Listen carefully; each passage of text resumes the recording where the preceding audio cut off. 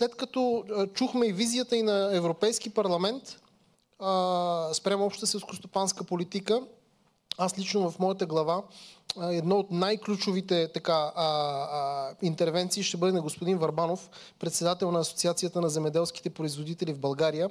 Всички го познават. Господин Върбанов е бил от другата страна на административната бариера, така че неговия опит е известен за всички нас, но нека от него да чуем неговия прочит на събитията, неговия прочит и анализ на ситуацията. Господин Върбанов, заповядайте.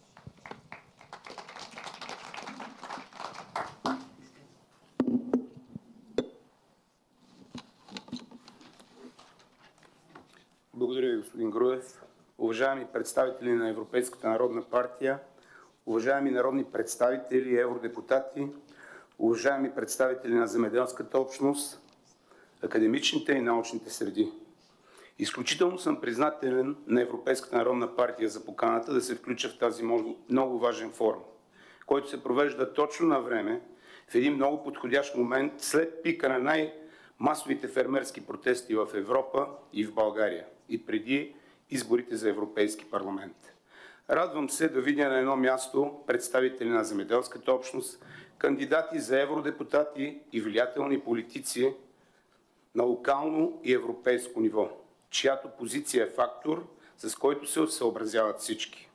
Вярвам, че и вие, също като мен и моите колеги фермери, сте загрижени за селско стопанство в Европа и у нас. Надявам се, че всички ние вярваме в едно добро бъдеще за Европа, с работеща кръгова икономика и намалени вредни емисии. Европа, която опазва биоразнообразието, използва възобновяеми енергийни източници и се грижи за околната среда, за качеството на произведената храна и за здравето на населението. Зелената сделка и зелената трансформация като че ли започнаха да се превръщат в главния курс, който Европейския съюз пое в последните години. Всички ние имаме сериозни опасения, че тази политика започна да измества изначалните ценности, които общата селскостопанска политика постави още от самото си създаване. Първоначалната цел на общата селскостопанска политика бе да се справи с недостига на храни и да стабилизира селскостопанския пазар в Европа след Втората световна война, да осигури справедлив стандарт на живот за фермерите, да нормализира пазарите и да гарантира сигурни доставки на храна на разумни цени за потребителите, а в последствие да подкрепи развитието на селските райони. Можем ли да кажем, че това важи в пълна сила и днес? Днес ние като че ли се отказахме от основната посока, от изконните ценности на общата селскостопанска политика, която стои в основата и на Европейския съюз. Големият въпрос е: ще допуснем ли това да се случи? Земеделският сектор беше изправен през безпрецедентна серия от кризи. Първо беше COVID, която нанесе много тежки щети на всички. После войната в Украйна, от която страдаме днес. Да не забравяме и допълнителните проблеми покрай прекъсването на енергийните доставки, огромната инфлация, намалялото потребление и последвалото забавяне на икономиката. Не ми се иска да вярвам, че следващата криза, пред която ще бъдем изправени, ще се казва Европейски зелен пакт. Но и това може да се случи, ако не се вземат необходимите мерки и не се чуе гласът на земеделската общност. Има ли някой в тази зала, който не разбира защо улиците на Европа бяха изпълнени с гневни и непримирими фермери, които се изправиха срещу увеличаващите се зелени разпоредби на Брюксел? Все повече колеги си задават въпрос: дали общата селскостопанска политика остава като приоритет на Европейския съюз и дали изобщо тя работи в тяхна полза. Защото виждаме голямо разминаване между добрите намерения и реалните резултати. През последните години постоянно се говореше за опростяване, а в същото време сме свидетели на усложняване и повишаване на административната тежест. Уважаеми дами и господа, бих желал да ви припомня и какво се случи през последните 20 години у нас, поглеждайки малко към статистиката. 2003 година, 4 години преди България да стане член на Европейския съюз, броят на земеделските ни стопанства е 665 хиляди. През 2020 този брой е 132 хиляди. За 17 години земеделските стопанства у нас са намалели 5 пъти. От 4 милиона и 600 хиляди селскостопански животни през 2003 година, 20 години по-късно имаме само 2 милиона и 400 хиляди. 2 пъти са намалели. Произведените зеленчуци в България през 2003 година бяха 1 милион и 800 хиляди тона. 20 години по-късно общо количество зеленчуци е намаляло 3 пъти до 630 хиляди тона. Драстично е намаляло и площите с овощни градини и лозя. Единственият положителен ръст в България бележи зърнопроизводството. За 20 години от износител на селскостопанска продукция България се превърна в нетен носител. И още малко данни. 95% от розовия домат на пазара е внос от Турция. Внасяме повече домати, отколкото банани. Налага се да консумираме чесън от Китай, картофи и фасул от Египет, защото не ни достига собственото производство. 70% от свинското месо и 90% от телешкото също са от внос. Ако съдим по статистиката, единствено устойчив е трендът надолу. По-малко стопанство, по-малко произведена продукция, по-малко животни, по-малко хора ангажирани в земеделието и не на последно място обезлюдяване на селските райони. И това не е случайно. Дори бих казал, че това е закономерно, тъй като приходите на земеделските стопани постоянно намаляват, а разходите растат.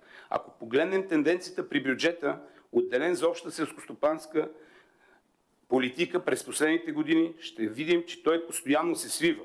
От 65% през 80-те години на миналия век до под 20% в наши дни. Всичко това се случва на фона на повишаващите се регулации и все по-непосилни изисквания към земеделските производители. Как искате общата селскостопанска политика да работи за фермерите и как очаквате резултати в зелената трансформация от нас, когато подкрепата към нас намалява? Всичко това води до много сериозна несигурност в отрасъла, което заедно с демографската криза и липсата на работна ръка води и до крайния резултат – почти нулев интерес на младите към фермерството. Уважаеми дами и господа, ние искаме адекватна селскостопанска политика, която да отразява реалностите и да работи на първо място в полза на фермерите. Нека е съобразена с екологията и другите зелени изисквания на общността, но главно да бъде насочена към подкрепа на фермерите. Залитането по екологични изисквания, които на сега категорично доказани от науката, е изключително опасно.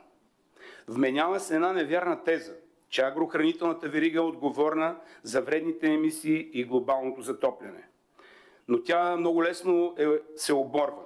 Спомняте ли си по време на COVID, когато спря всичко – наземният и въздушният транспорт, фабриките и заводите? Тогава емисиите паднаха рекордно. Кравите обаче си продължиха да пасат и осъществяваха своите биологични нужди.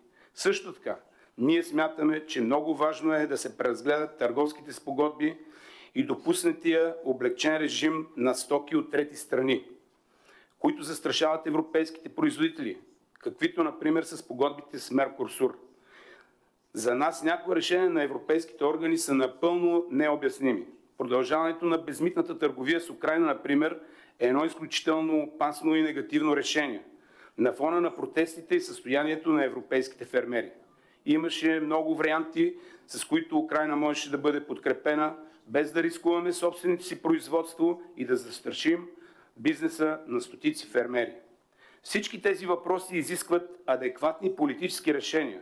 За да има бъдеще за фермерите, трябва да бъде увеличен бюджетът на общата селскостопанска политика до нива, които да гарантират достойно съществуване на земеделската общност в Европа и производство на качествени храни. Какво друго очакваме и какво искаме да се случи? Първо, нужен е еднакъв подход към всички. Да се премахне разликата в подпомагането между старите страни членки и новите страни членки. Второ, отчитайки фактора Украйна, трябва да има промяна в начина на подпомагане. Подкрепата на хектар вече едва ли ще бъде възможна. Трето, намаляване на бюрокрацията и административната тежест. Четвърто, справедлива подкрепа, обвързана с производството и качеството. Пето, отпадане на таваните за плащанията за животновъдите и другите чувствителни сектори. Това им пречи да се развиват и ги позицира по един изключително неконкурентен начин в една високо конкурентна среда. Шесто, целенасочена подкрепа на чувствителните сектори като мляко, месо, плодове и зеленчуци. Седмо, честна и справедлива зелена сделка, подплатена с научни факти и създадена в помощ и на земеделските стопани. Осмо, запазване на традициите и полагане на усилия за признаване на значението на благородния труд на фермерите от останалата част на обществото. Ние нямаме нищо против новите технологии, но за нас е неприемливо да се налага консумацията на нетрадиционни храни, произведени от насекоми или принтирано месо, както и допускането на свободно отглеждане на ГМО продукти. Девето, специално отношение и подкрепа към младите фермери.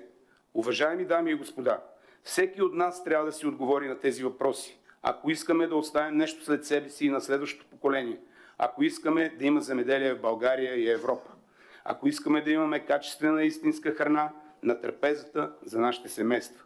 Разбира се, могат да се кажат още много неща, но на мен много ми се иска да се провокира дискусия, да чуем и повече мнения. И също така си позволявам една препоръка към представителите на Европейската народна партия, най-голямото политическо семейство в Европа. Нека тези срещи се правят не само в навечерието на изборите, а да станат регулярни и по-често да чуете нашия глас. Благодаря за вниманието.